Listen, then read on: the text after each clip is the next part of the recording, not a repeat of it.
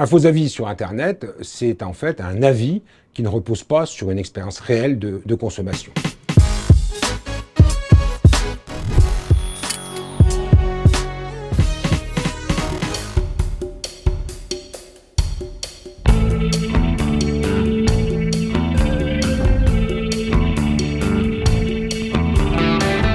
Vous êtes aujourd'hui à Châlons-en-Champagne. Donc je suis enquêtrice au sein du service de la concurrence, de la consommation et de la répression des fraudes dans la Marne. J'ai eu une enquête à faire sur une entreprise, donc d'une part parce que il y avait de très nombreuses plaintes concernant cette entreprise, et ensuite parce que je me suis rendu compte qu'il y avait des avis qui étaient potentiellement faux. J'ai sollicité le service national d'enquête, plus précisément la cellule numérique, et effectivement, près de 50% des avis étaient potentiellement faux.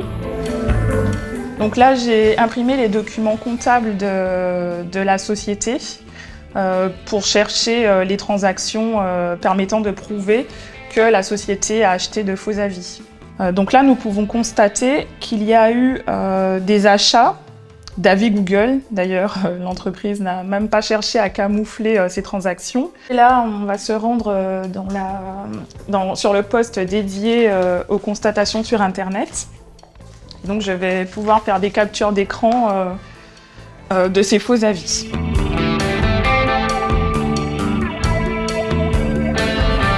Elle a émis un avis, donc l'avis c'est super prestation. Et pourtant, là, on la retrouve dans le grand livre fournisseur.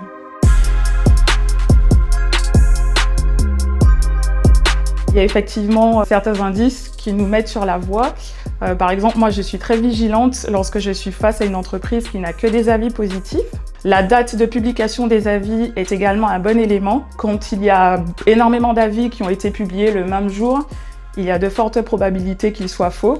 Il faut faire attention également au vocabulaire employé. En général, les avis qui contiennent de nombreuses fautes ou des avis rédigés en langue étrangère alors qu'ils portent sur une entreprise locale qui ne travaille pas dans le tourisme sont susceptibles de constituer des indices. Vous êtes à la cellule numérique, à la DGCCRF, la cellule numérique du service national des enquêtes. La clé dans la lutte contre les faux avis, c'est le ciblage.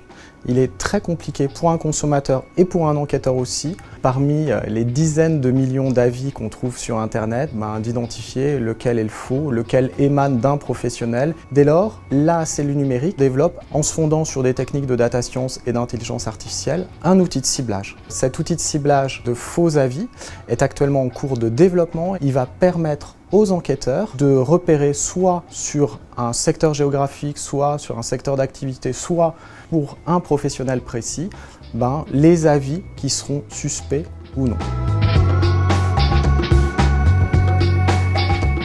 Une entreprise qui diffuse des faux avis en ligne encourt les peines prévues pour les pratiques commerciales trompeuses, c'est-à-dire un emprisonnement, une peine d'amende de 300 000 € qui peut être multipliée par 5 lorsqu'elle est prononcée à l'encontre d'une personne morale, et le juge, au regard du profit illicite réalisé, peut même porter le montant de cette amende à 10% du chiffre d'affaires réalisé.